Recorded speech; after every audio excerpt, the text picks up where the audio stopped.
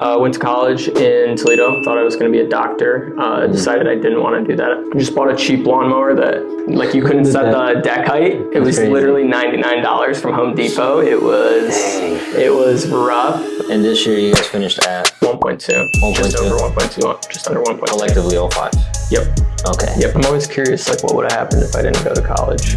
Like, just where I'd be if this was year 8 or going on year 9.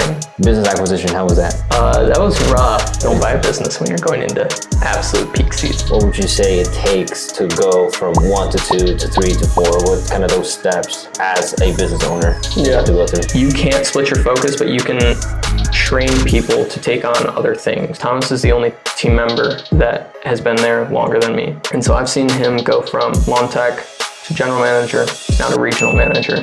And that's pretty cool. What's the long-term goal then?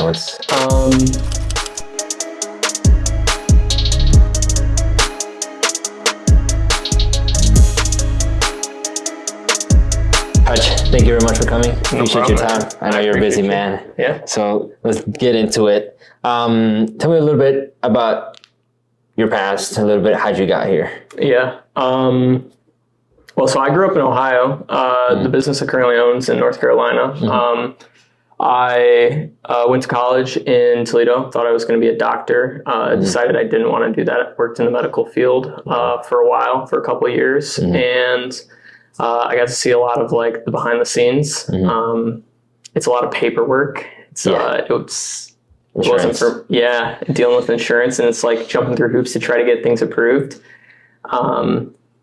So after I graduated, I didn't really know what I was going to do, and one of the only other skills I had was landscaping. Like, growing up, I helped my dad in the yard, and so I started a small business, figured out about Augusta, and there actually was a job opening in North Carolina for a general manager position. I applied, got hired. Turns out it was actually for Mike Andy's. They were his locations, and then a year in, I got the opportunity to buy out a couple locations from him, and here we are today. So got a couple locations now, a couple Augustas. That's insane. Yeah, the whole summary in like 30 seconds is actually insane. So let's dial a bit back to origin story. Yeah. So you wanted to be a doctor originally. What was your kind of reasoning behind being a doctor? I've always liked helping people. I like science a lot. I genuinely do enjoy science and math. And I wanted to be an anesthesiologist or an ER doctor. When we were in 6th grade, we had to start doing like reports on like just different careers and stuff like that. We had a family friend that was an ER doctor, and I got to shadow him for a couple days. That was really cool. Do you know who Dookie Howser is? I've heard about him. Okay. I heard about him. I'm not familiar. Yeah. It's like super old, like way before my time. But a lot of people made a lot of jokes about me being Dookie Howser, and like, so I shadowed a bit. I thought it was like super, super cool. And I don't know, I got really lucky with really good parents, and so they told me that like I was smart enough to do that and that I should do that, because most of my family's engineers, and so they're like, well, why don't you be the first one to go become a doctor? So and now here I am cutting grass. So it's I let them down on that aspect, but I mean, success comes in many different ways for different people. So yeah. In the end, that's what matters. True. So so you went to school for a bit. Yeah. Well, I finished my bachelor's degree. Just didn't end up going on to medical school. Never applied. So I don't know. Maybe they wouldn't have taken me. But I did work in a job in the medical industry while I was in college for about 3 years. Interesting. And then why choose lawn care over that? Like I said, like I was graduating and really was unsure what else to do at that point, because really all I'd kind of done was worked in this medical business for 3 years. So I suppose there's a little bit more. So I had the opportunity to work up in the medical business. So it was a scribe. We'd take notes for the doctors, and like we'd type the notes into basically their CRM. And I got the opportunity to become a director at that company. And so I got to see a little bit more of like the business side of things, like managing people, softwares, finances, different things like that, like finding clients, all that fun stuff. And so I was like, oh, maybe like this is kind of cool. But then I graduated, so left that job, graduated, didn't really have much of another plan. And so I was like, well, until something just lines up for me, I'll start mowing lawns, because like that's what I can do, and I need to start making money. I had a house, I had bought a house while I was in college, and so I had to pay the bills somehow. And so I just bought a cheap lawnmower that I couldn't even raise, like you couldn't set the deck height. It was literally $99 from Home Depot. It was rough. Gotta start somewhere. It was rough trying to mow lawns, man, without being able to set the height of your deck. And that's how we got started. It was because it was my only skill. So it was like my only other skill outside of like, I didn't want to go be a biology teacher, I guess, to say the least. It was like, well, if I'm not going to be a doctor, I don't really want to be a biology teacher. I don't know what else to do. So and then cut the grass. I guess, and it worked. Grassologist. Yeah, basically. And then, so from the moment you started up to the moment where you joined Augusta, how long is that time gap? 2 years. So I've been in the industry for 4. For 4. Yeah. Wow. Yeah. Only 4? That's insane. Yeah. That's crazy. And what was the original name of that business? Hutchison Lawn Care. Hutchison Lawn Care? Yep. It was going to be an exact copy of Augusta. An exact. Yep. So like I was basically building it with the Augusta systems from like the stuff Mike posts online. And then eventually one day the goal was to convert it. I ended up not doing that because I saw the job ad in North Carolina. Okay. So if it wasn't for that job ad, you'd still be at Hutchison Lawn Care? Yeah. It was, I mean, I'm sure you know, as a small business owner, there's not always days where you get to pay yourself. So it's like, especially in the beginning when you're starting with literally nothing. Like I started out of the back of a Chevy Cruze car. So that was a lot of fun. And so like I was trying to grow and add equipment and all different kinds of things. And it was like just barely making enough money to pay the bills. And so I was like, well, I felt like my business was a disaster, and I didn't know how long it would take me to be able to join Augusta with Hutchison Lawn Care, because I was like, $25,000 is like a lot to franchise. I was like, I don't know that I'll, because like I want to keep growing, and so like I'm reinvesting in the business, and so I don't know when I'll ever just have like, I didn't know how like loans worked at the time or anything like that. I didn't consider like taking debt or anything at that point, and so I was like, I'll never just have $25K sitting in my bank, like not in the next like 5 years. Yeah, it's not going to burn a hole in your pocket for a while. Right. And so I was also, my wife now, girlfriend at the time, like we were starting to get pretty serious now that we were out of college as well. And so I was like, well, maybe I should get something that actually pays me and go learn from the people that are doing it. Exactly. So, and then when I figured out that that job was for a corporate location for Mike, I was like, well, I'm going to go learn from the best. So exactly. Yeah. That's insane. And at what point did you find out about Mike? Pretty early. I would say it was like it might have been right before I started the lawn care, because I was considering, in the beginning I was kind of considering lawn care or like construction, like general contracting. Because I hung like a lot of like drywall and stuff like that with my dad as well, like finishing our basement, different things like that. And so it was either like working on the home or doing lawn care. And I felt like I wasn't talented enough to do stuff inside the home. So better do it outside of the house. Yeah. It was So it was like 4 years ago now, I guess, I found out about Mike. Okay, good. And so when you saw that job posting, you applied for the general manager position, then you got it. what was kind of the game plan for you? Because at that point, you didn't know that you were going to own anything. You probably general manager, maybe like 2 years, and then start a location, stuff like that for the. That was the exact plan with the 3F program. Yep. That was it. It was like, go get paid to learn, work for 2 years, and then we'll restart a third time, basically, and actually launch something for myself. And it'll save me a bunch of money. I'll have gotten paid over that time, So yeah, that was the plan right there. Interesting. And when you were given the opportunity, what was going through your head?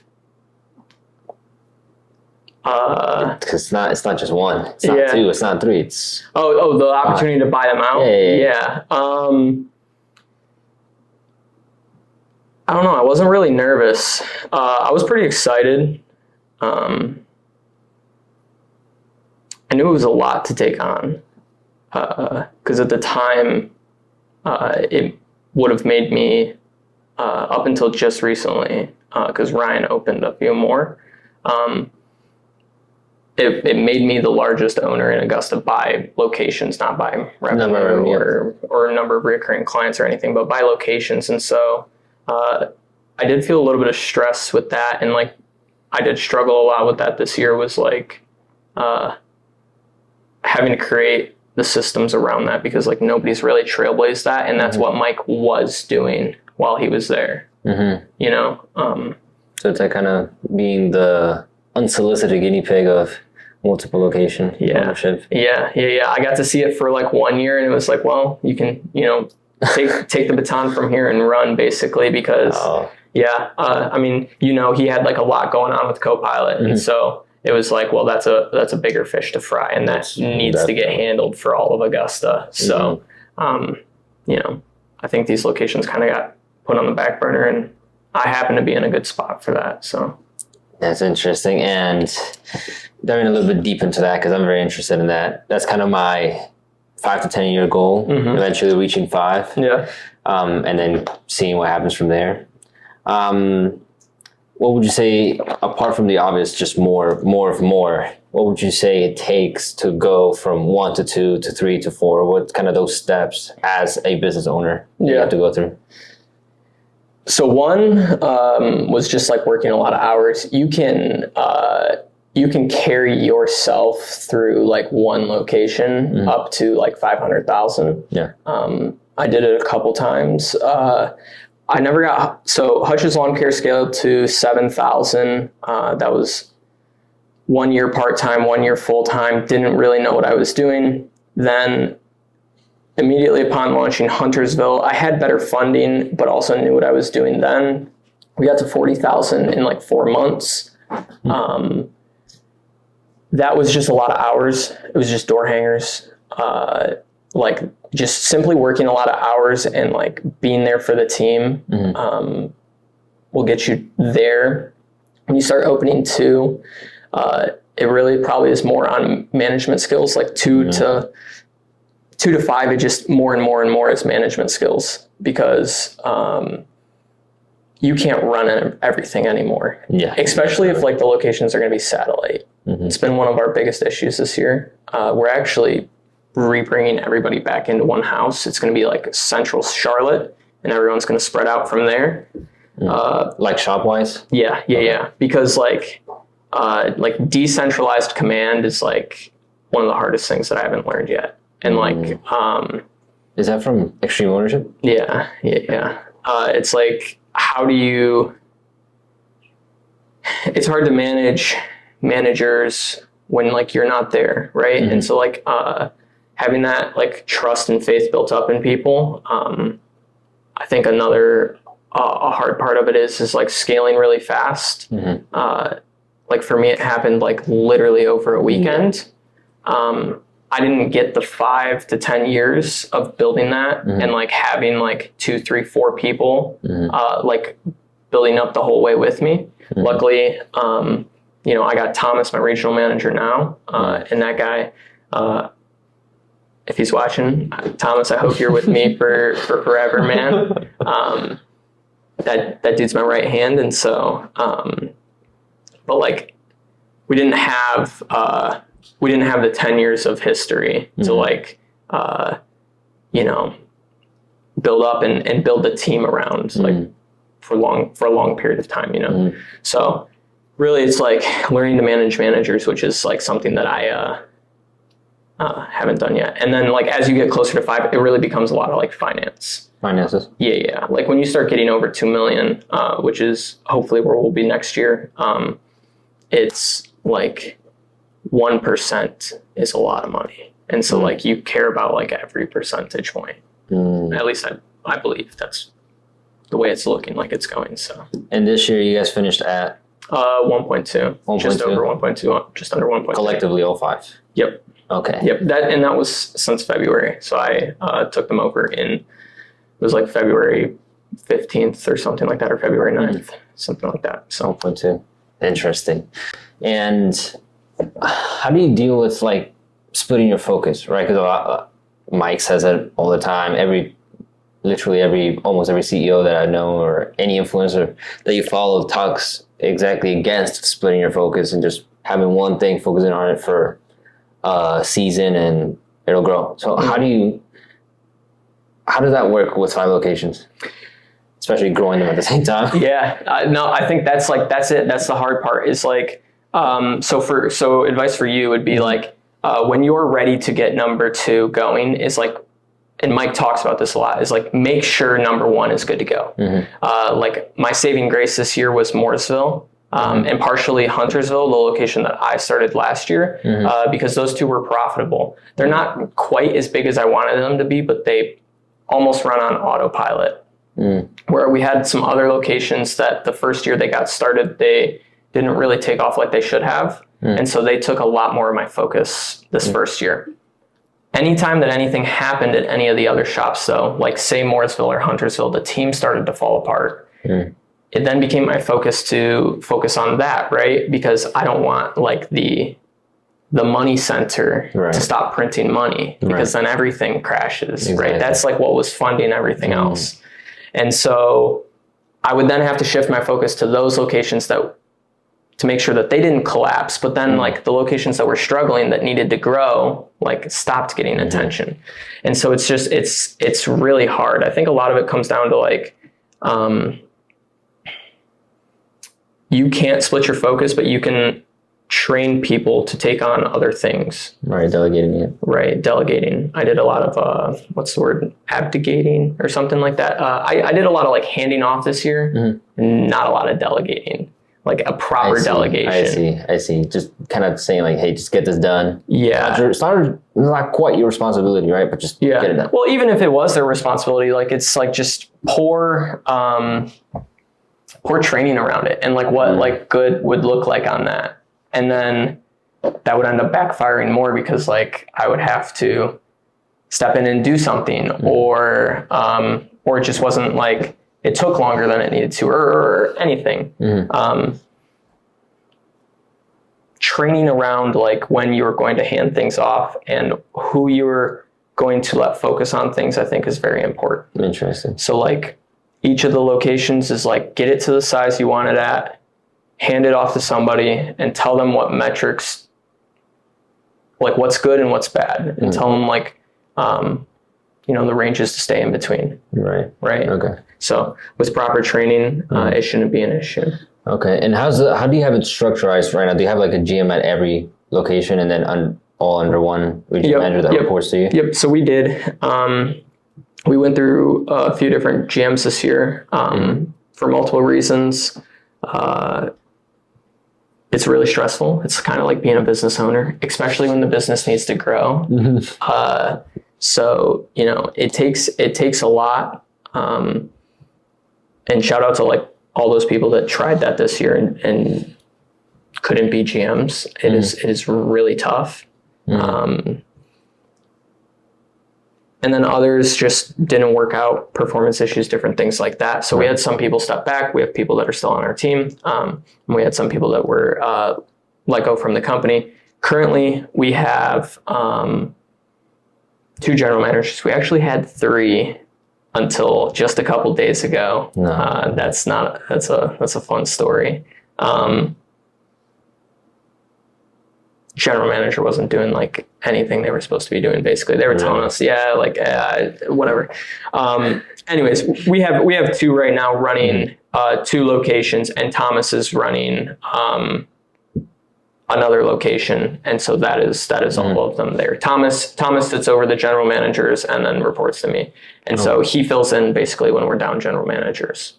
Okay, cool. Yep. And that would, okay, so then 2, and then Thomas at the top, and then yourself. That's 4 people for 5 things. Yeah, basically. So I guess you're still splitting your focus even like that with maybe 2 or... Right, which I don't handle a lot in like the day-to-day operations of the locations. Like that is him. That's the regional manager position. Because then we also have the office, so we don't use command center. And so like I also help with that and different things like that. Make sure that all departments of the business are like moving in the same direction. Okay. So then would you say the hardest part of this year was that, like the struggle in training and properly delegating, or what would you say was the biggest thing? Yeah. Definitely just like people figuring out how to like train managers. Cause like for like training lawn techs, it was pretty easy for me because it was like literally just like go this direction or do this, like move the mower in this way. Right. But simple labor. Right. With with managing, it's a little bit different. So like training managers is like they have to have soft skills and stuff like that. Right. So like you move up a level on the skills tree. And so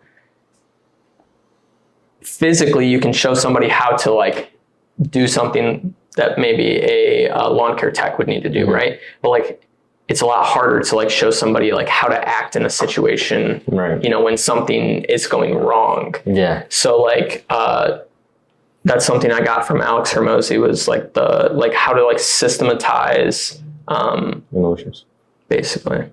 And so like, we're just trying to figure that out. I was a big fan of that. I like how he words it, like not, because I think a lot of people think of emotions as like this weird thing that you just feel and like you just let it happen, rather than have a proper definition of what it is. And like, okay, like it's just an emotion. It's just a response, right? And if you realize that it's just a response, you can figure out how to control that response to get what you want. Yep. Yeah. Right? It's everything. It's like not even emotion, but like how you present and come off to people, right? And he talks about like charisma and different things like that. And Caleb, the video guy, would nod when they're doing the videos, and when he says a banger line, he's like, and he smiles like that. And it's and it's like, that's good. So like when somebody says something good, smile and nod. And it's like you wouldn't think you had to like say those things, but like if that's what builds up a team, it's like you say it. Yeah, you have to say it. So that was a weird switch for me. This year was like we haven't done a lot of that yet, and something I hope to get ironed out in 2025. Cool. And then, okay, so you have a 2024, 1.2, 2025, $2 million. That's an $800,000 gap. We started the year really slow, like really slow. Okay. November, we did like 179 or something like that. So like we're close to like a $2 million run rate. We acquired another business late towards the end of this year. Actually, for most of the year, we ran with just 4 locations. I shut one of them down really early on. Yeah, I remember. Just because it was the smallest location, and I was concerned about like spreading capital too thin. You talked about like attention and focus. It was the only location that was separate from all of our other ones. All the others, at least their territories touched. And so I kind of put that one on pause for the spring and summer. Because that one was, I guess, a little bit out the way. 45 minutes. It wasn't that far, but like it was separate from all the others. And so and it was also the smallest and the smallest location. Yeah, it made sense. That makes sense. Yep. Cool. And so business acquisition, how was that? That was rough. I would think that's fun. It sounds fun. It's it is fun. It's So, I mean, I did 2 in 2024, and yeah, it gave a lot of perspective on like the difference of like just like what, like of how they can look. They both were, I guess they were both good, and they were both with like people that I have very aligned incentives with. Like, of course, the franchisor, and then also this other one was with a partner. So we refer all of our fertilization, weed control to them. We don't do any of that. We don't do any of the chemicals. And so they want us to stay in business as much as we want them to stay in business. They had a small area that they were mowing in and did leaf removals, like full service for clients. And so we bought that portion of the business off of them. They want to get just into chemicals. But it was like, it was tough. Like brand transition was tough. The time of year that we absorbed it at, leaves are really heavy in our market. And like they start in October, and we started October 1st. So trying to like, that's where I was for like 3 months was, I was working like 80-hour weeks in the field, trying to build a team up from like 0 to 8 guys. Basically within 2 weeks, and then slowly get them trained as we're going into like the heaviest time of the year. We're basically, because all of the clients that we acquired were all full service, so they all had leaves. So like if it was set contracts or basically, well, they're agreements. They weren't signed contracts, but it's just level billing across the 12 months. So like if it was like a 1 hour mow, it was like at least a 3 hour leaf cleanup. So our makes sense.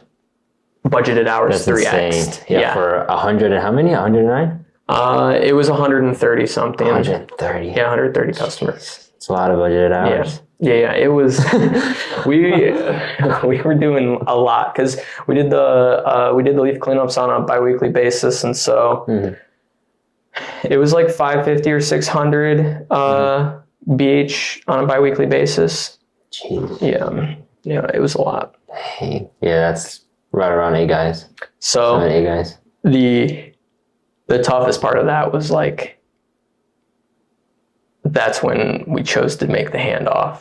So it was like I went into it with no team, had to build the team while we did, while we went through it, and like that was fun. That was a lot of fun. But lessons learned on that. Don't buy a business when you're going into absolute peak season. Yeah. Interesting. And so how did this come? So you said this came about because he wanted to get rid of the one clients, just stick to that. And would you like do that again? Would you be open to doing that again in a new market? Oh yeah. I think it's a really good way if you're starting in a new market. Buying a business.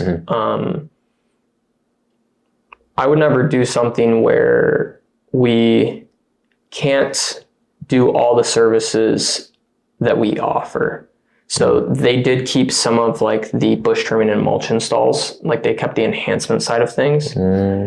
So we basically took on all recurring work. They still have the projects, and like that's causing confusion for the clients. Yeah. Because we're like, yeah, we offer that, but we're not going to do that for you. Is it in perpetuity or is it just this year? It's up until they won't. Yeah. They're keeping that side because they didn't want to like lay off their enhancement crew. And they didn't have room to absorb them into their FERT team at the time.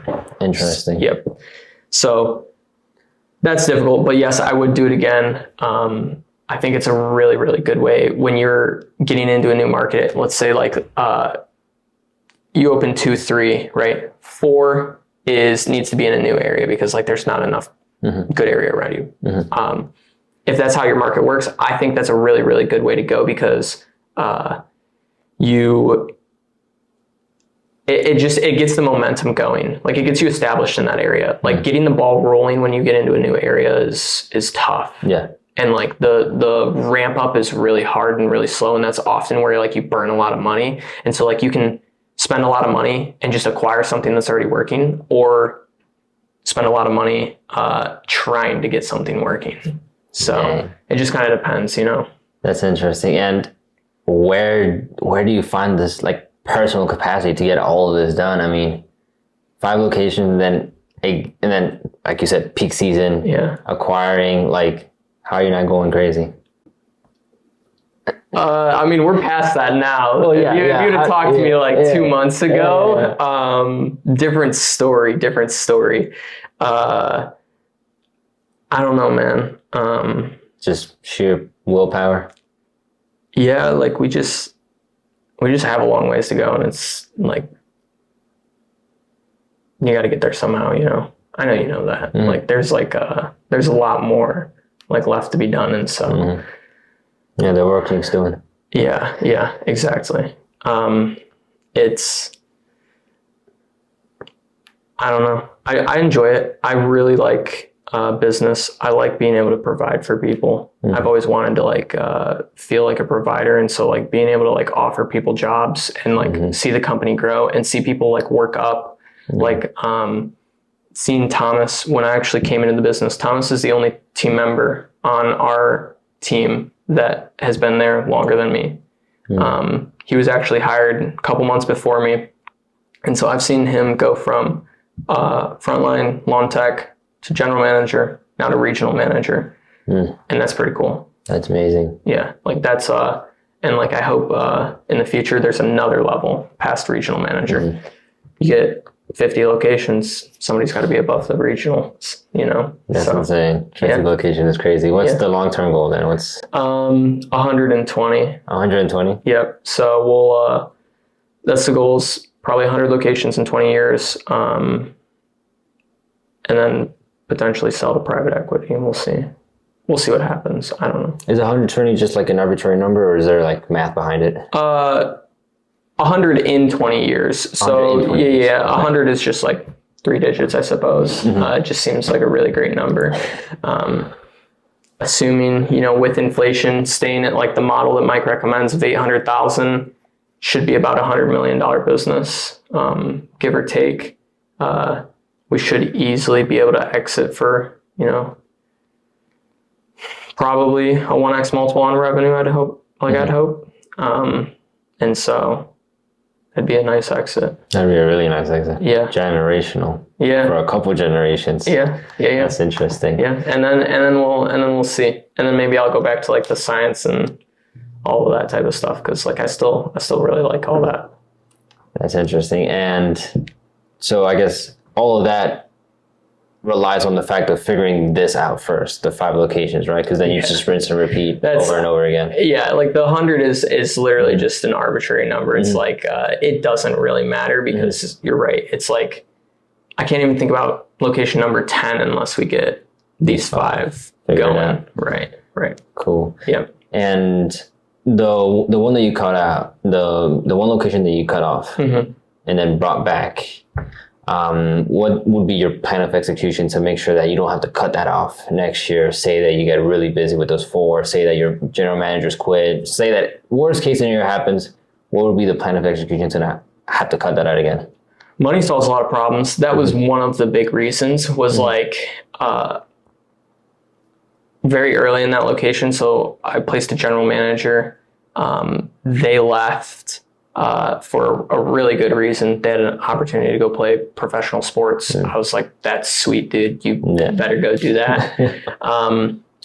Placed another general manager. That general manager didn't work out. And we were like a couple weeks into spring. And so like through 2 GMs at that point, it was like I just didn't have the funds to keep trying to retrain general managers and scale the business, pump a ton of money into marketing.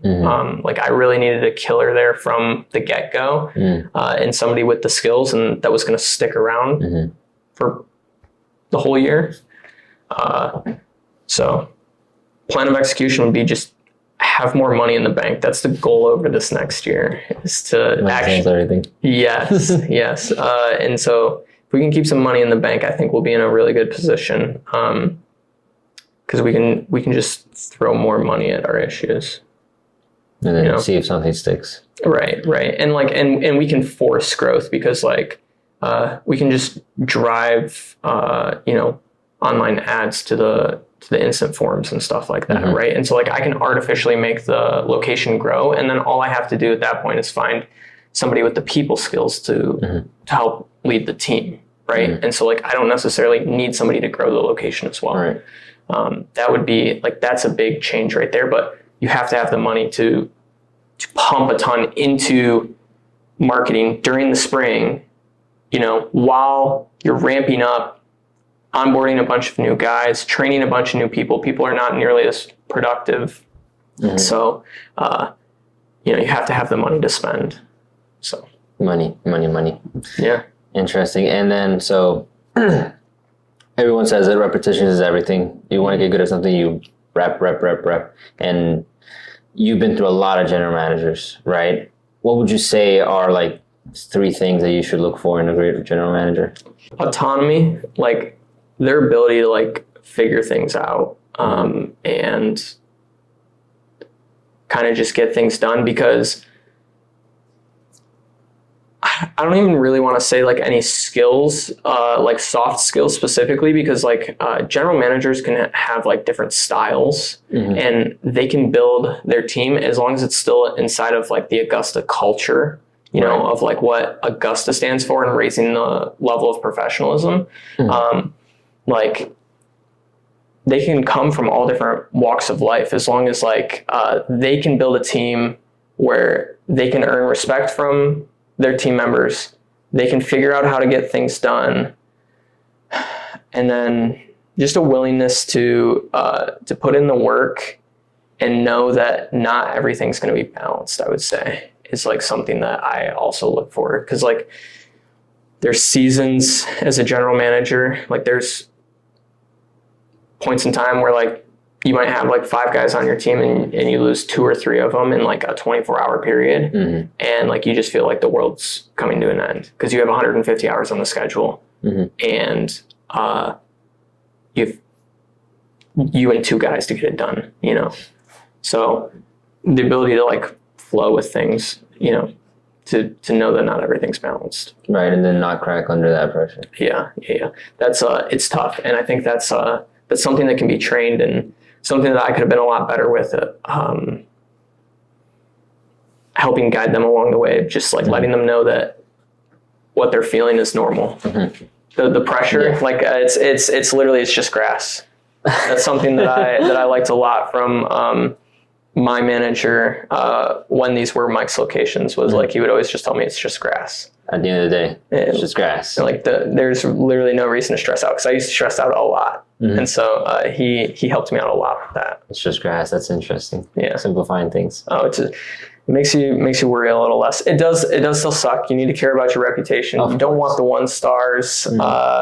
Like you need to respond to customers. You know, you need to respond to command center. You got to respond to your team members, but like it's just grass. Man. It's just grass. Yeah. That's really cool. Literally a little over a year ago, you were still general manager with Mike. And then a year later, 5 locations. How, like, what, so you're forced to learn skills that you didn't know a year ago. Yeah. Where do you go to learn those skills? Obviously, you probably have support from Mike himself, or like people that you look up to, like Alex or stuff like that. But like, are there any specific resources where you go to like learn those skills? I mean, I'll pay for those skills if I can. And so, I mean, people inside of Augusta have access to Mike through the Mike minutes, right? Yeah. Through the masterminds. Yes. I also paid Mike for coaching this year, and did that a few times, because he has a lot of people that work for him. And so I figured that'd be a really great place to learn, with industry specific knowledge, you know?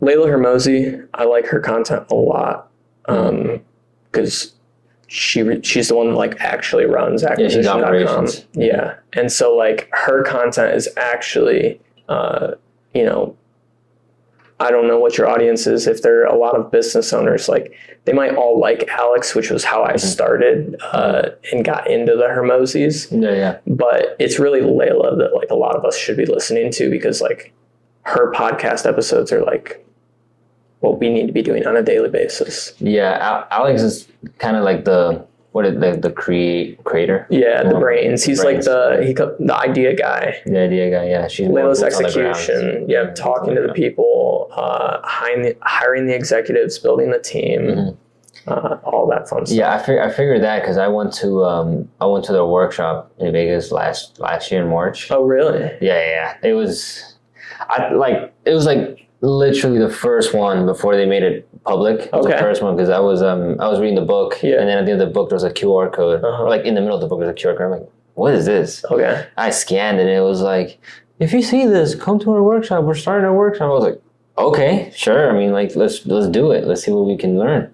And so I went to Vegas and to acquisition.com, like met the whole team, met the sales manager. Did you take a lot away?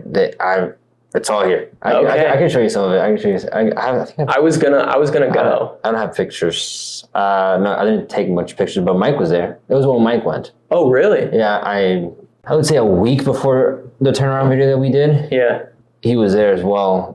We went to the same one, and it's insane. Like once you're there, you expect to see Alex talk a lot, but maybe he came out once or twice. It was literally just Layla and the team. Really? It was just, and then you can really see like how everything works. Like she's crazy. Like she's wild. Wow. I'm jealous because I wanted to go. I decided to forego that. I figured I already know there's a lot of things like that I do need to work on, and there's no point in spending that. Yeah, I mean their major thing was just value detractors and value adders in a company, and like at a massive scale. Like on the first day I figured, I was like, this does not apply to what I'm doing for the most part. This is really for like top level people, but like it's still really good knowledge because like they might say it here and there, but have it in the way that they packaged it, and being able to not only talk to them but also talk to like the people that are literally in their portfolio companies, like the portfolio managers, the one that looks for the company, the one that, like, all of that is just things that you don't get to see every day. I think that's so cool. I'm very cool. Curious how they got those people in those positions to do that and to run those workshops, because that was originally probably not in their job description, right? So they actually explain it. So, for example, I have to look back, but the portfolio manager, he comes from, if I'm not mistaken, he comes from Vanguard. Okay. So like they look out for these people, and I'm pretty sure it's not even Indeed. Like you just have to know people in the industry. Yeah. And Alex is like very well connected throughout. Yeah. So you just look out for these people, and then the moment you have a chance to steal them away and just he was big on not just throw money at their face, but rather sell them on the vision. Yeah. And because these like Vanguard is like how old you're, like 100 something years old, like multi-billion dollars. Like it's. At this point, it's just repetitive work. Right. And like what Alex is building is like something that's very young, very small in the private equity world. And so it's very exciting to be part of something like that. And it's probably like, the money is probably great in like 10, 20 years, right? And so like selling people on that vision, exactly how we would sell a general manager or a regional manager on their vision, is kind of what he says to do. It's a really good point. And then like when it comes to the workshops, it was something that he said that it was something that he always wanted to do. And they all agreed that they all had the same vision, because acquisition.com's also vision is like to bring free business education to like worldwide, right? To the general public. And so like in order to be, I guess, an executive in that, you have to also have that goal aligned and be willing to teach. And so it's like you said, it's just finding those right people that have that spark. Yeah, that's interesting, because like if that is the company's goal, is to make, or if that's Alex's goal, is to make business content accessible for everybody, right? So that they can grow business. And so acquisition.com can invest in your business. Like it makes total sense that that's what has to happen, which is like workshops, even though like a lot of the people that apply there, initially you don't think like, oh, they're going to be a teacher or they're going to have like lectures, but like they do. Like they do. And once a month, bi-weekly, whatever it is. And like the end goal of that workshop is to invest into that company. Like maybe if it's 5 years from now, 10 years from now, but like that's the end goal. Yeah. Right. It's like it's the same thing as like a trajectory for content, right? Like what was Mike's trajectory with content? Like, hey, I'll teach you about, systems, business, this and this and that. Then you'll buy this course. Then you'll probably join Copilot. Then you'll probably buy you'll probably have the website built. Yeah. And then like maybe you'll have a call with Lee, and then maybe you'll join Augusta. Like that's the whole trajectory of the free content, right? Mm-hmm. And so like that's what Alex is doing. It's just at a much like 100x larger scale. Yeah. Yeah. These dudes are so smart. I don't know. What's your goal with the content? This is my way of giving back, right? Like the moment I went to business, I like found myself like hitting so many roadblocks, like so many, like the learning curves are big, small, roller coasters up and down. And like every time I would look for an answer, whether it's an influencer or whether it's like a video, it would just be like so like rainbow, like sunshine and rainbows. Like, yeah, just do this and make a bunch of money, like this and this. And I'm like, no, that's not how it is. Like, yeah, I don't feel like that. So like, what's going on? Am I doing something wrong? Yeah. And then I realized like no one talks about the bad, right? Yeah. Everyone talks about the good. And because the bad is not flashy, right? The bad is not cute. Like when we're working 100 hours a week, trying to get people to do this thing or like cut the grass, like it's not sexy. And I feel like that's like the main reason why a lot of people fail, because they have like this fake idea of what a business owner is. And like everyone says it, like you're a business owner, you're making a bunch of money, like you should be chilling, right? It's just not that way, right? And so like my goal with this is to like not only share my experience, but like also have other people share their experience of all the mistakes, all the good, all the bad, all the ugly, like just be really raw about it, and to just educate, right? Because like if people were more prepared going into business instead of just doing it all at once, just because they think they might make a lot of money, I feel like the rate of business failures would go down. Yeah. And then and the end goal is just teaching. I'm not really looking for anything other than just teaching. Yeah, no, you're so right. It's like, unfortunately, I know a lot of people that like don't live in reality of like what they think it takes to like do certain things. I had a guy call me this last week that tried to sell me his business. He was telling me like how sexy it was and like all this like fun stuff. Like the website brings in so many leads, and I was like, okay. I was like, get to the point, dude. He has 20 clients, no client list, and like wants a ton of money. And I was like, dude, I'll give you maybe a couple $100 per client that sticks with me after like 3 months. I was like, this is like I can go get 20 clients in like 3 days doing door hangers, maybe. And so I was like, well, what's your timeline on selling? Because he also talked about like, maybe I'll just add a few more clients in March. And I was like, well, like, do you want to sell them now or no? And he's like, well, I'm deciding between like 2 years. He's like, I don't know. I need to decide if like I want to just scale it to $1 million and like sell it for $1 million in like 2 years from now. Oh boy. Or if I want to just sell it now. And I was like, why don't you give me a call in 2 years?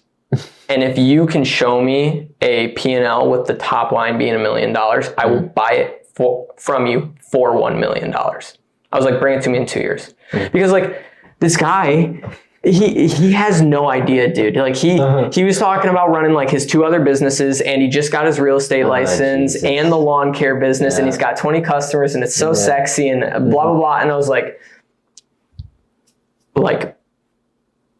maybe I'm slow, maybe I'm behind. I don't know, man. But like, this is all I do. I live, breathe, eat this. And like, and I've gotten ungodly lucky. And it's taken me 4 years to cross $1 million. So like, if you can do it in 2 from 20 clients right now, bring my phone then. I was like, thanks. I don't want your business.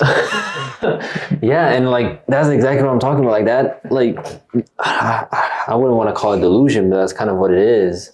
And it's like people think that like, okay, even with 100 clients, right?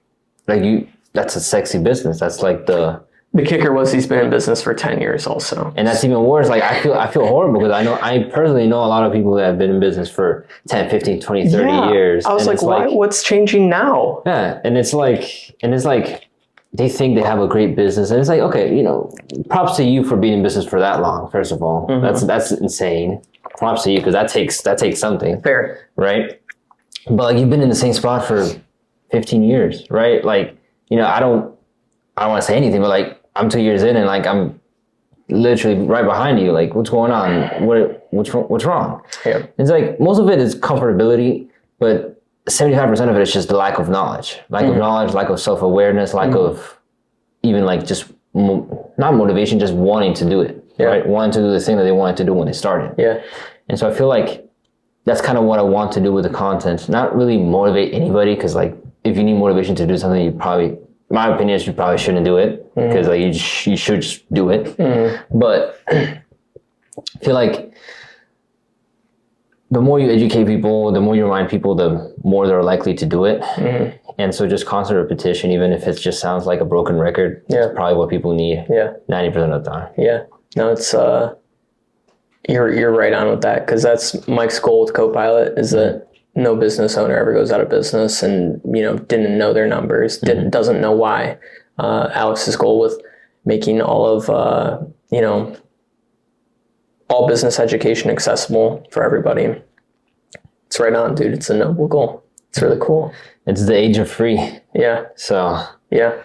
You gotta do it. With too much information, though, it's also a bad thing. It's like too much to listen to. Indecision. You know? Moves to inaction. It's like, that's why I didn't go to, chose not to go to the acquisition.com thing. It was like, I could spend all this money and like I could go listen and like get a bunch more things that I probably could work on, but like I already know like 100 things that we can work on this year. Like I might get like the top 3 biggest things done. Exactly. Yeah, no. I mean, when I was there and I got to talk to Mike as well, I was like, hey, like he came up to me, he's like, hey, do you understand what's going on? And I was like, yeah, you know, I get it. I understand what they're saying. And then I was like, hey, but there's not really any like landscape, like any landscape people around it, like no home services. Like all of them were like, I wouldn't even want to say retail, but like more personal coaching stuff and like and like I don't know what you would call those kind of businesses, but not like a boring business. They weren't boring businesses, I would say that. They're exciting, cool businesses like Instagram growth or like coaching or whatever, or like beauty salons and stuff like that, like a little more flashy. And then there was only one other guy, and then I got to talk to that is in Canada, has like a fencing business, and then another window washing business, which is pretty successful. But apart from that, there was no one else in home services. And then he was like, yeah, you probably wouldn't get much from here, but just pay attention because at some point you'll need it. And I was like, yeah, that's what I'm trying to do. But what's the end goal for you? Like where are you going? Well, so far with Augusta, like I said, I want to get to 5 because in Northern Virginia, I mapped it out. 5 is max what I can do in Northern Virginia. Okay. So I want to have that on locks. You said like 5-10 years for that? 5 to 10 years. So if everything goes right, which nothing goes right, but if everything goes right, I'll start second location in 2027. And then probably every 2 years, probably delusional, but every 2 years, hopefully, who knows? In 10 years, I should have 5. Yeah. In 10 years, I should have 5. You will. I will. And then after that, not really sure what to do. Yeah. I'll just, that's my goal for now, and I'll just see what cash. I really always wanted to start a gym. Oh, really? I always wanted to start a gym. I looked into gym launch for a long time. So you knew about them for a while? Yeah, I've known Alex for a while. I've known him since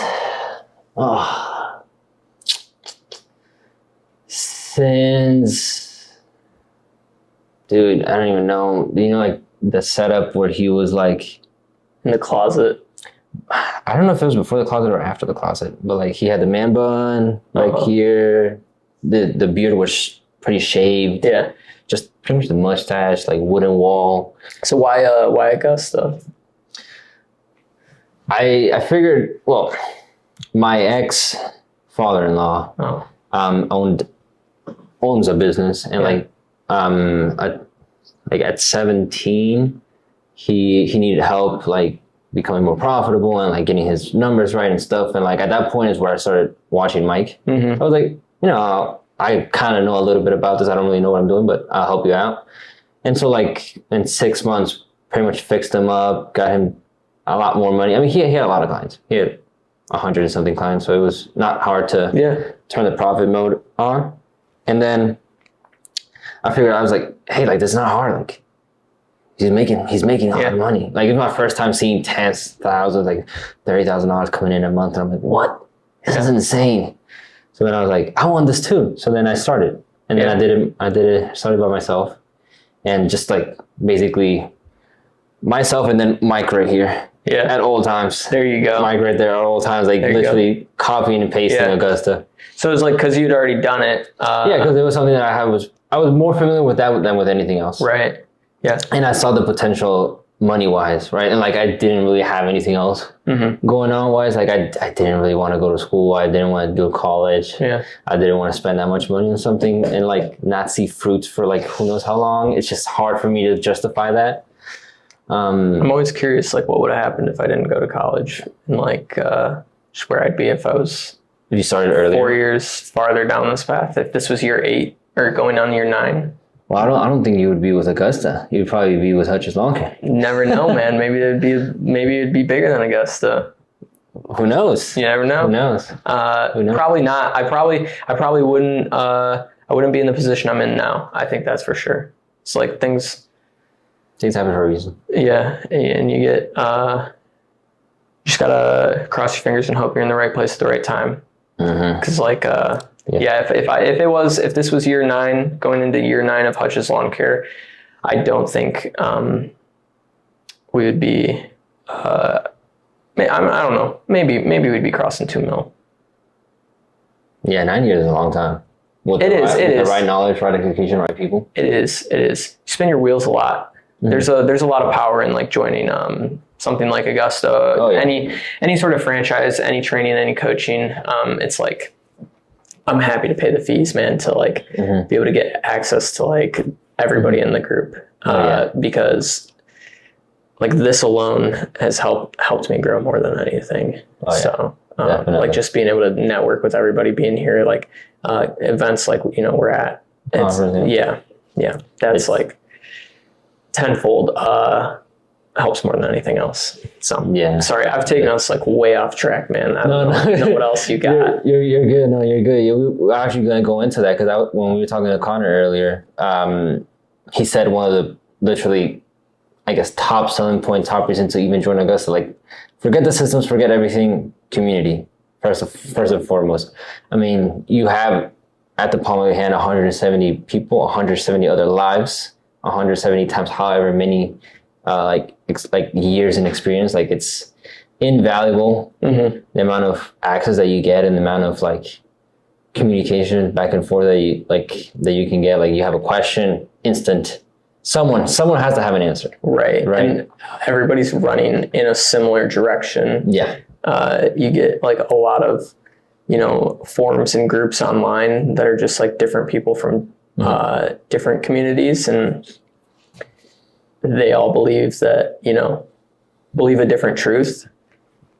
Most of Augusta's aligned in the same direction, which helps a lot. So yeah. Community 100%. I would agree with Connor. He's right on with that. He's right on with that. Yeah. That's great. But so I'll ask you something that I also asked Connor as well, because his wife is really, I guess, hands-on with the business as well. Is your wife the same? Yeah. Kind of the same? Okay. And I asked him, as a partner, like a lifelong partner, because I want a lifelong partner, they either make or break you, right? Because they're pretty much the closest person you're ever going to have. And so how do you guys manage that relationship between like that personal relationship and like the work relationship to one, stay together and like stay healthy and keep loving each other? How do you guys manage that? It's pretty tough.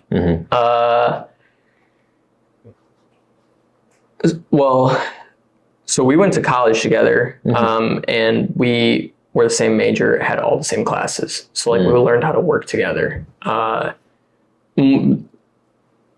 rephrase that. I learned how to cheat off her, and she learned how to let that happen. Let you cheat off her. She helped me pass a lot of classes. No, but in all seriousness,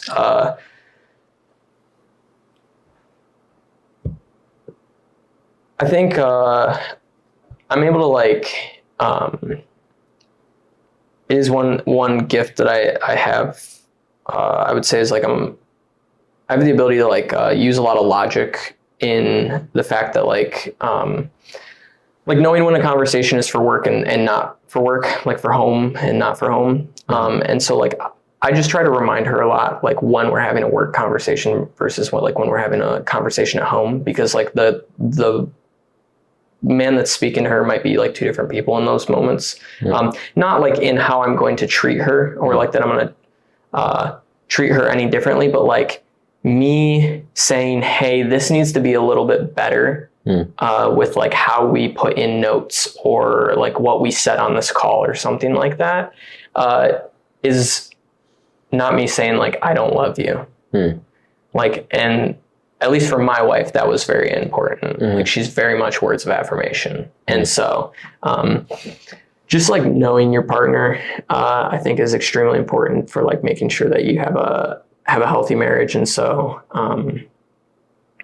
you know, it's something I've had to work on a lot because like I have like, if you take a love language test, I have 0 points in words of affirmation, literally 0. Like you could just never tell me you loved me and I'd be totally fine with that. She is the exact opposite. And so like I've had to work a lot on like just saying the right things at the right times. And so like just knowing your partner and knowing like what they want to say or what they want you to do, like when they want you to do it is important, I think. And then also like having the end goal in mind. She does not want to work with me in the business for forever. She's been super amazing and a willing participant up until this point. When we did that South Park acquisition, bought out the business down there, the most recent one, I kind of burnt her out. That was, we had a lot of work to do with that. And so the goal is to get her out of the office this next year. And then hopefully like, you know, I can take enough from the business personally to then just like support us. And then her ultimate goal is to be a stay-at-home mom. So like she knows like by helping me now, we're getting there faster, right? Because like we can not only pay ourselves by paying her, but like we can also retain more money in the business and not spend it with, you know, outside vendors, basically like command center, right? Basically, like we can save some money and keep it in house and grow faster. Okay. Yeah. It's there's a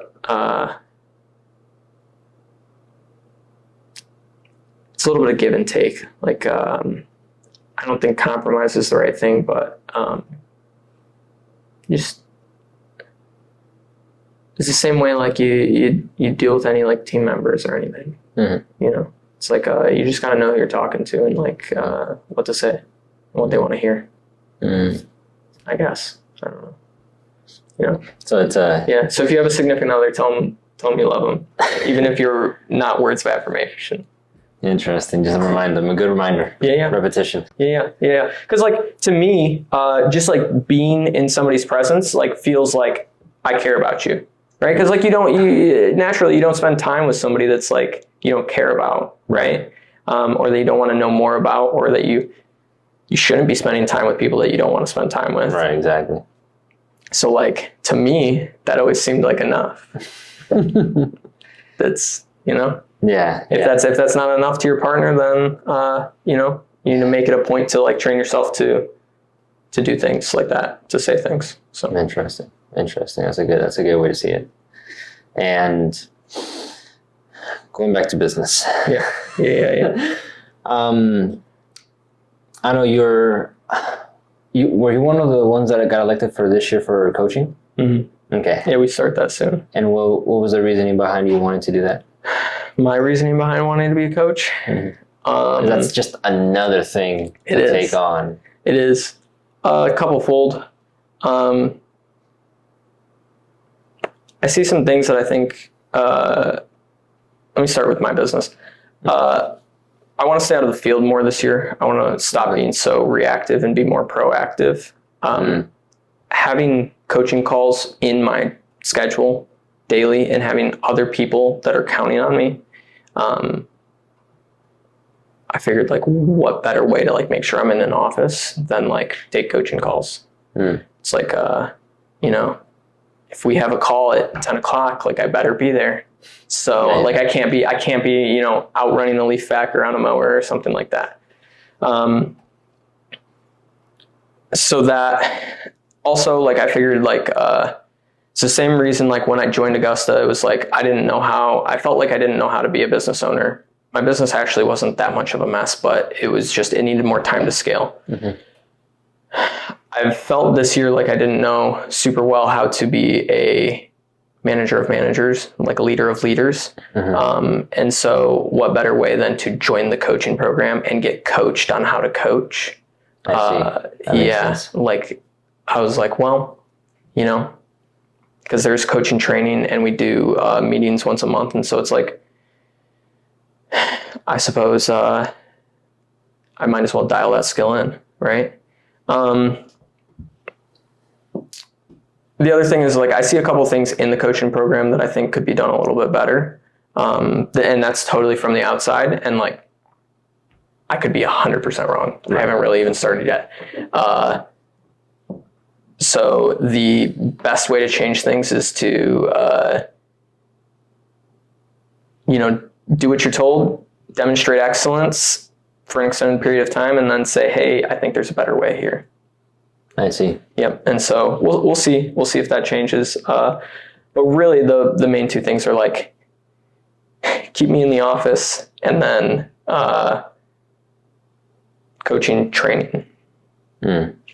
It makes sense. I mean, it actually makes sense. I didn't think of it like that. Yeah. Like, that's what it's for. It's like you should become a coach like when you're ready to like maybe even after opening the second location, right? So like when you hit the 2-year mark, that's what Mike designed it for, was like when you're traditionally, if you're joining Augusta with one location, after about 2 years, you should be maybe on the edge of like putting the original location in profit mode, letting it print money, maybe year 3 going into opening another one.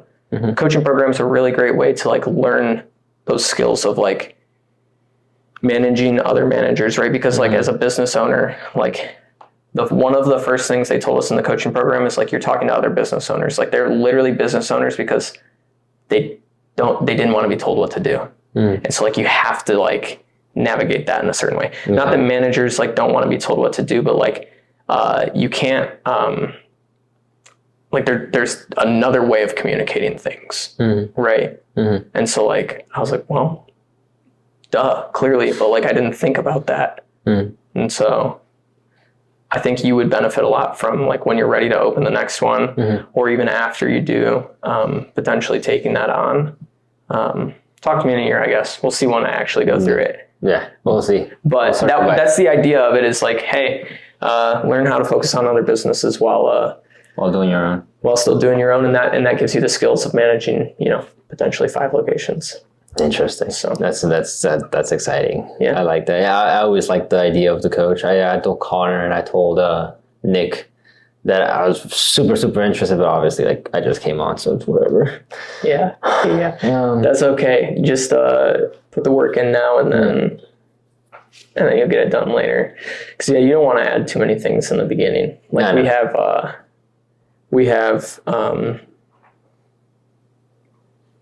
have the ball rolling at this point, so we can just let like the growth continue, hopefully. So that makes sense. I think that's all I have. Do you have any questions for me?